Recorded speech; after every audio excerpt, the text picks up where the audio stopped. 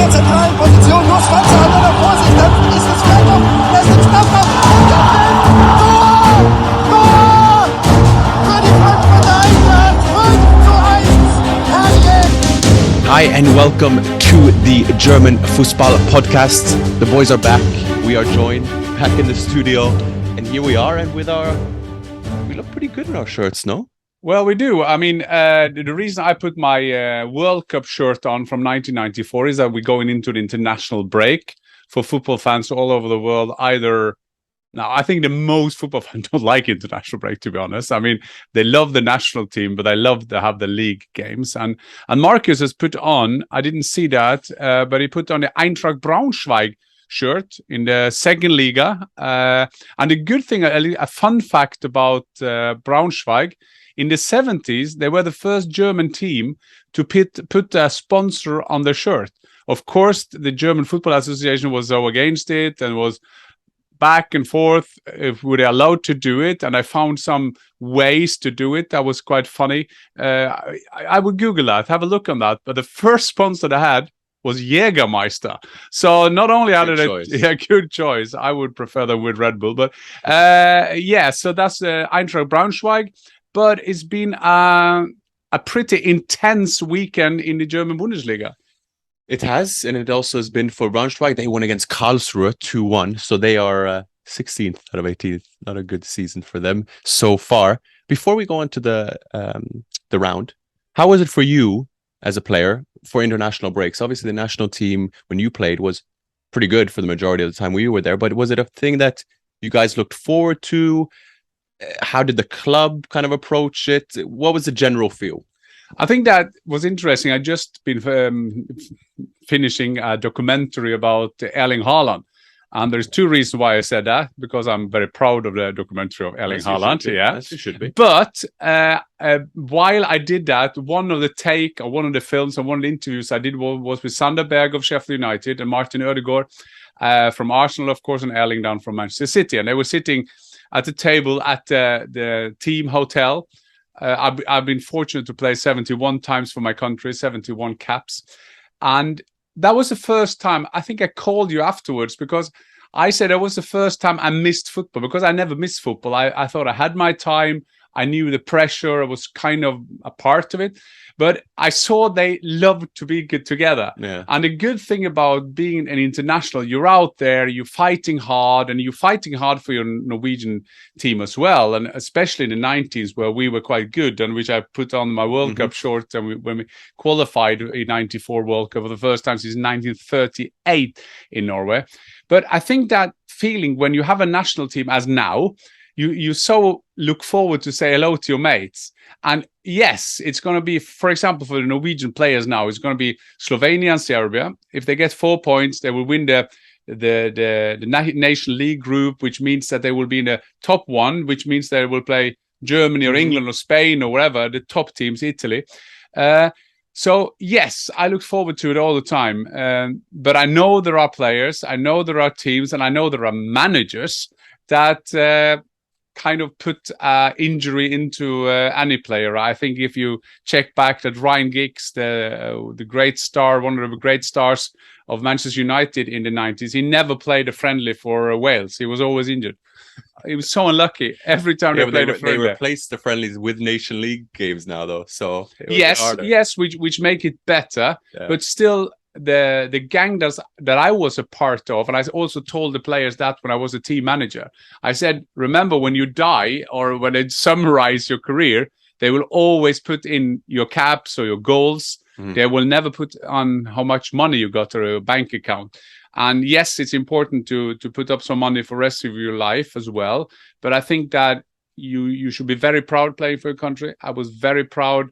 I was fortunate to 14 or 15 times be captain for my country. Respect. And I think that is unbelievable. And a small on that before we start with the German Bundesliga is that now Martin Ødegaard, young captain for Norway, as he is for Arsenal, but he was first the captain for Norway. Ståle Solbakken, our head coach, who used to train Köln back in the days, he made him that. And his vice captain is Erling Haaland. So why does he do that? Well, first of all, they both have great attitude, brilliant attitude, but it's also a way to kind of tie them up to your project. Yeah. And I can imagine when Erling Haaland now coming back from Germany with 11 goals in the Premiership, and he's scored in the Champions League and so on, but still being captain for your country does do something for you. So I think that could be also for him and other players an extra motivation. Absolutely. Thanks for that, for a little reflection about the international break. So we appreciate it this upcoming weekend. Go now to the Bundesliga. Yes. Let's get over the inevitable, the mini crisis at Bayern. The worst start, I believe, since the 2001-2002 season, I believe. What goes around the place? You call it FC Hollywood, and there are murmurs in the background and people coming out, and the first thing you hear is Khan supporting Nagelsmann, and then you have certain other people commenting on it, and it becomes this like a larger than life type of crisis. How do you explain what's going around those corridors right now? First of all, I have to correct you. There is never a mini crisis at Bayern. Is it either they win 100? Either they win a trophy or there is a big crisis. This time, though, we have to go back a bit, because at the end of the last season, they tried to get Erling Haaland, Robert Lewandowski, their superstar, 41 goals, beat the unbeatable record of Gerd Müller, and they kind of not let him go, but there was different things that he ended up going. Then they got Mané, which was a fantastic signing, still is. Great ambassador for them. And Julian Nagelsmann as Julian Nagelsmann and all manager will do. They say, we don't miss Lewandowski because now we can play more flexible. We can do more Nagelsmann kind of thing. And pundits in Germany was talking about Nagelsmann finally able to play his game. So they started, and Salahamidzic, being from one who was criticized to be one of the transfer winners, would tell the biggest talent, and now as well he is he's done that, youngest ever to score for Bayern in the Bundesliga. Still a lot of older than the Arsenal boy that came on, who was 15 years of age. 2007 he was born. 2000, unbelievable. But that's another story. And then De Ligt, he hasn't played that much. And the last 5 games, Mané hasn't scored either. But they started the season fantastically. They scored a lot of goals, and everybody's saying, no, we don't miss him. We don't miss Lewandowski. The reason I say that about Lewandowski is not that he wanted to go to Barcelona, and we can discuss why he wanted to do that. I think that after so many years, that was the right thing to do. The problem now, they can't score goals. They don't score enough goals, and the last 12 possibly points, they've taken, is it 3? 3 points, which is unbelievable. And I mean, and as you said, you can't go back to that. And now suddenly, which is Germany and Bayern, so is Julian Nagelsmann really mature enough? Remember, I love that. I don't know if I made that myself. The Mozart of football, Julian Nagelsmann is 35. You feel like he's 12 because he's just the youngest coach ever. Then the Bayern players, as it always is, they will leak things out and say that they don't like that he's not self-critical enough. But remember, just 3 weeks ago, he was an innovative, fantastic coach who do all the things right. And to make it even more complicated, they had a convincing win at San Siro against Inter, difficult game, then a bad game in the Bundesliga, and then, Robert Lewandowski had a big chance in Allianz Arena at 0-0 after 16, 17 minutes. Big chances. They had a big chances in the first half, but Bayern go into halftime. Julian Nagelsmann would probably say some wise words. Then they go out and chuck in 4 or 5 minutes with Hernandez and Sané. They win 2-0. So they have 6 points, top score in the Champions League. But now, this is unbelievable. They are 5 points after Union Berlin. They are 4th in the league. They are 1 point ahead of my Eintracht. Eintracht, who everybody said had a terrible start to the season. If you follow the cliches of football, will Bayern win it again? The Bundesliga? Of course they will. Of course they will win it for Germany. We all know that. The problem is, I think, not that an old Eintracht Frankfurt player sitting with his son in his guest room, bedroom in Norway say that they will win it anyway. The problem, I think, may be when we come to the Bundesliga, some of this feeling that I have and fans have and every pundit have that they will win it anyway, I think that goes over to the players. It seems that 2 of these 4 games they didn't win, they should have won, especially against Gladbach. Jan Sommer had a fantastic game. But in some of those games, especially Stuttgart and now against Augsburg, they play really bad. And I think that is worrying Julian Nagelsmann, that is worrying Salihamidzic, that is worrying Oliver Kahn. Because if you have players with that attitude that the Bundesliga will win anyway, because look at Dortmund, they will lose 3-0 at Leipzig. But if you may say shitty, Dortmund have been quite good this season to win shitty games. They win with a 1-0 or they do their stuff. So I think this time, Bayern, in terms of the Bundesliga, should start worrying a bit because they have the quality, they have the best players, and they probably have the best coach as well.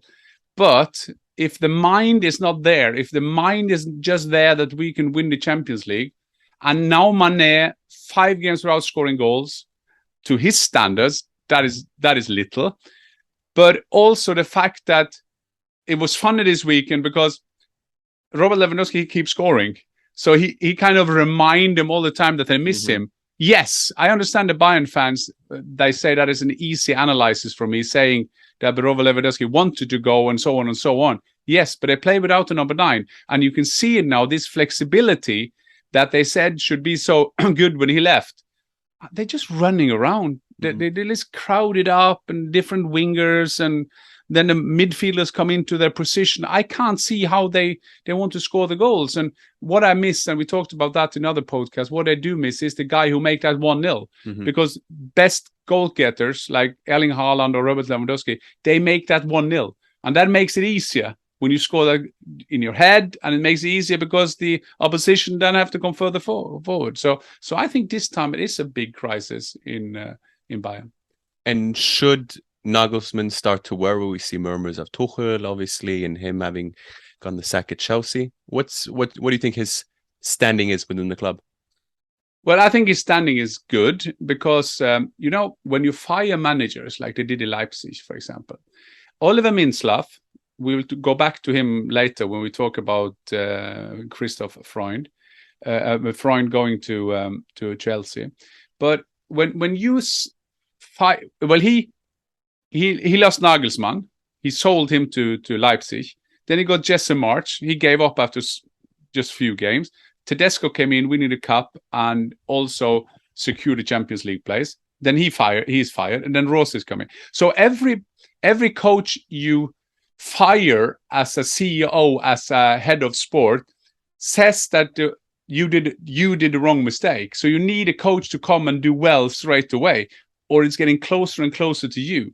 So I don't think that Salihamidzic and Oliver Kahn wants to fire Nagelsmann, because he should be they bought him for 25 million euro, and they said it's going to be a long-term project integrating young players. But again, I have to quote my favorite coach of all time, Otto Rehhagel, the legendary man, who said, you can plan long-term, but you have to win short-term. And for Julian Nagelsmann, that is a fact.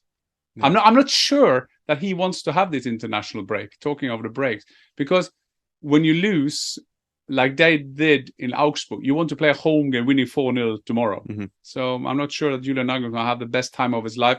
And Sunday they were supposed to have the best time of their life, because they were going to the Wiesn, the October beer festival, and there was a photo of them around the table. Salihamidzic tried to have a smile. The rest of them was just like very, very, very not smiling. Yeah, it's funny when you go, because I've been in those situations where you're supposed to be disappointed, and you have to be, and there's certain people, people are looking at you. But I'd say there is nothing. I don't think there's a better cure for him at the moment than a few beers at the Oktoberfest, get the international break and restart. But we'll see.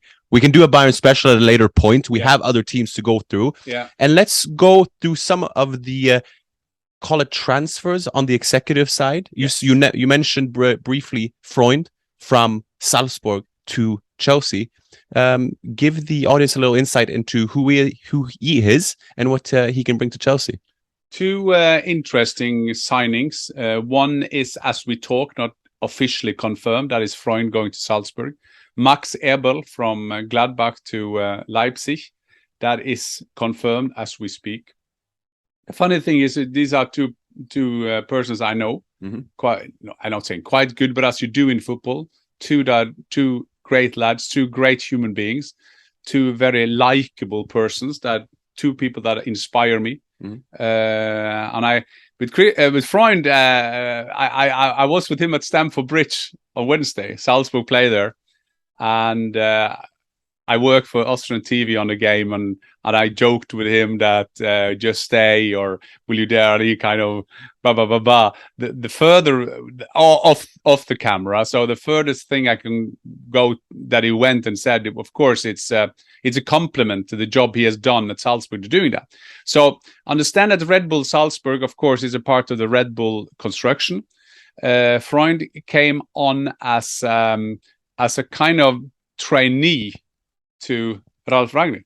Right. So he came into the system. Don't tell the Chelsea fans that, but Ralf Rangnick is a brilliant building those kind of projects. So Christoph came on and just slowly worked his way up the ladder, being a part of that game. As I said, very likable, very credible, to have a big credibility to the work he's done. He has managed to get not only great coaches, they have a tradition of that as well, with Adi Hütter, Marco Rose, now Geisler, who has taken them into Champions League, even to the group stage. They have created a model there, which is amazing. They're selling players for fun, and now they've gone from selling players for 5-6 million to 50-60 millions. They had Erling Haaland there, Szoboszlai, if I always say that wrong, but going to Leipzig. Keita, but they have Mane. Yeah, further back, yes. Yeah, Upamecano. Upamecano. All these players were up in Salzburg, and I got to know Salzburg close with two reasons, because I played in Rapid Vienna, so I follow Austrian football, and I also followed through Erling Haaland when he went there, because it was interesting why they went there. And Freund was one of the reasons, because he had built a system that create new players. And look at them now. Now they got Seško, who next summer, he's already sold to Leipzig and then loaned back. You have Okafor, who has 2 goals, I think, in the 2 first Champions League games. So they come in with new talents all the way. So he will always be kind of attract interest. And I say it, and I'm not saying that to be wise, no, but when Bowley fired Tuchel, we were all surprised, but because Tuchel is a great manager. But what we learned is the philosophy of Bowley in that, because he don't want that kind of manager. And when he went from Graham Potter, again, I called you and I said, no, they could go for Freund, because he has the same philosophy as Potter, the analytic, good man, just do your job. It's nothing to do with everything. We just build a good platform of the club. And Potter and Freund will work great together. Freund will, I don't know him personally, Potter. I realized that my goalkeeper from Borough, Ben Roberts, is a goalkeeper coach. It was great to see him again at Stamford Bridge, but I don't know him personally. I know him from the days back in the 90s when we played. Yeah. And I must check if we played against each other. We probably did.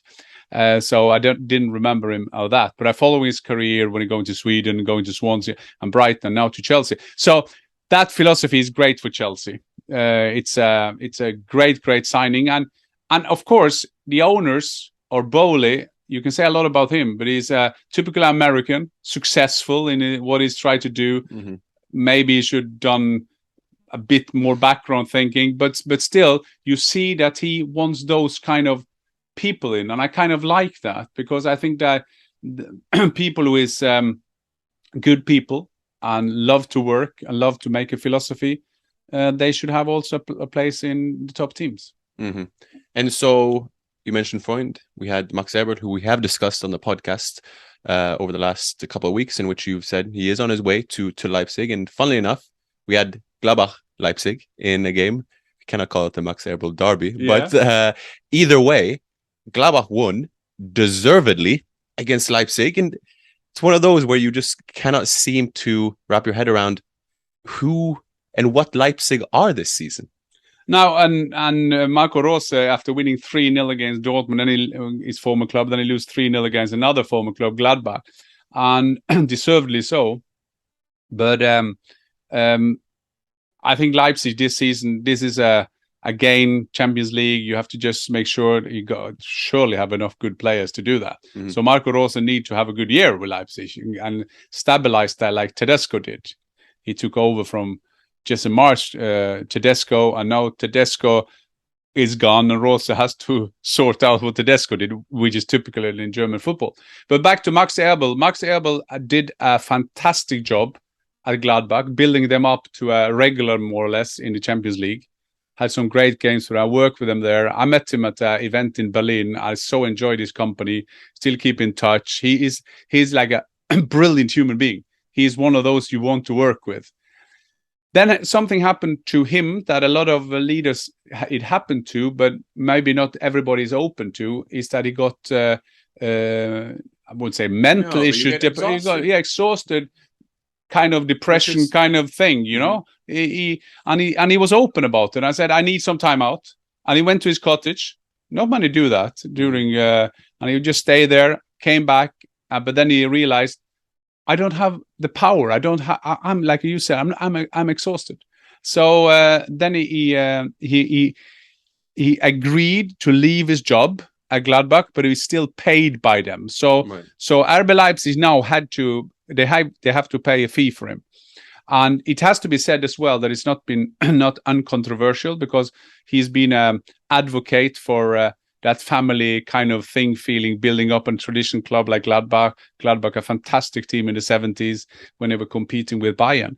But so he's been under critics now because he's kind of taken a part of the project that the so-called fans in Germany hate most, is the kind of RB Leipzig kind of system, who kind of bought the club, which is not allowed, and blah, blah, blah. It's a long story. But he's there now. He's going to be CEO of sport. They always find new titles in Germany. Sounds like a cool role, though. Yeah, head of sport, CEO of sport, team manager, sports director.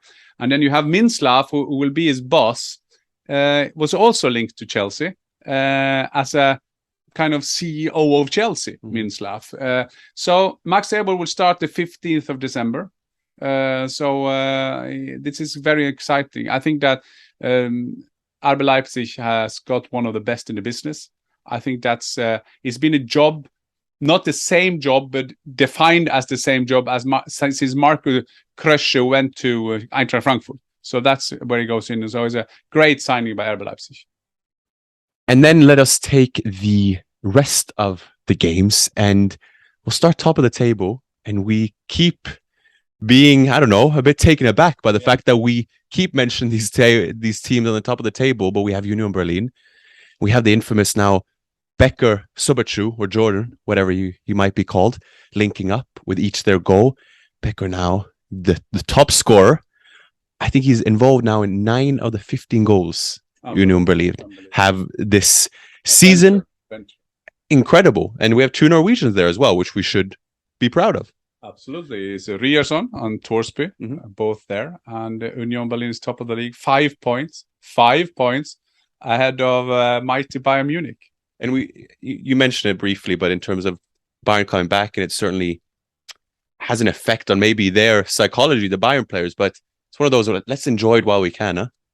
Yeah, we should do. I mean, how long should we talk about Union Berlin at the top of the league? We would love to do that. I mean, if we were cynical, we would say, well, we could have hoped that it was Dortmund being 5 points ahead of Bayern, and then they're playing each other, and Dortmund winning that game. But I don't think we should do that now. If you see the progress of Union Berlin, we talked about that before, is that like promotion, safe place, Conference League, Europa League, I don't know, maybe Champions League, maybe winning the league. I see some send me a tweet saying that maybe they could be the new Leicester. I mean, that would be the dream. They have struggled a bit in Europe. Yeah. 2 losses. Yeah. But even still, massive. On the league. Yeah, massive credit. We also had the Revere derby. We have briefly mentioned that. It was a bit sad. Yeah, but good news following the fact that we thought that the major tournament curse that Marco Reus does have, in fact, seems to be now 3 weeks out with his ankle ligaments, which was good news. Hopefully you can see him as part of a rejuvenated German team. Moukoko with the header. Great header. And you as a defender, I mean, how can a 17-year-old fly above 2 big centre half? But it's a perfect ball. So a little bit of ball watching. And he said he dreamt of that as a kid. And he is a kid. Yeah, I know. True. Good point. 17. He dreamt it actually the night before. So 1-0 to them. Yeah. Win again, deservedly, but still a little scrappy game. They seem to keep going by. But as we've discussed, good habit. Leverkusen with Demirai, another absolute peach of a goal. But Werder Bremen come back late yet again. And watch that position. And I should be a bit afraid when I do that, because I've been right so many times. And the Leverkusen coach, 1 or 2 games, and he will struggle because they were very ambitious. And I like that. And I said that before. I liked Leverkusen said we're going to attack the Bundesliga this season. But now they have been struggling. Of course, great thing to beat Atletico Madrid in the Champions League. That was a very positive thing for them. But their Swiss coach have to be afraid. I think. Yeah, they've been patient with him. I'll say that much. Niko Kovac.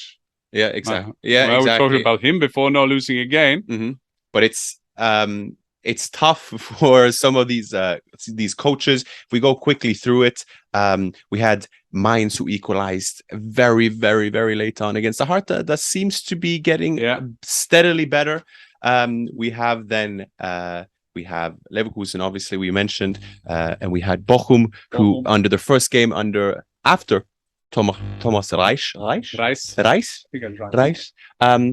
got an early own goal, and to which Köln equalized 2 minutes before the end. Yeah, but deservedly. Yeah, they did deservedly as well. But still, you need when you're down there, of course. You just feel you don't have the luck. I know. So you feel for Bochum. Hoffenheim, Freiburg, 0-0. Yeah. Freiburg with a few draws now, but teams that both have been doing very well this season. And then we can end it with Eintracht away to Stuttgart. I watched that game. And they were brilliant. That was Bayern. No, sorry, that was Eintracht Frankfurt. Like we like to see them a bit enthusiasm, scoring from midfield. I love that, and I just make a note here about Kamada scoring. He's also one of these unsung heroes. I mean, he's always coming there. He's slipping in and get his position. And even Rode is scoring goals now as well. Sebastian Rode, who was doubtful before the game because he was injured, and he came back to that. So now it was an amazing change now. If you have a look at the table, because now suddenly Eintracht is up there at a couple of wins, and you're up there, and that is a good thing about the beginning of the season, because it kind of make a direction. It's easier to take the direction down there, because if you win 2 games, you're up there. Ask Manchester United fans. So when you're suddenly up there sniffing at the Champions League places. So, but Union Wolfsburg again, Union producing the stuff when they had to, top of the league. Can you imagine?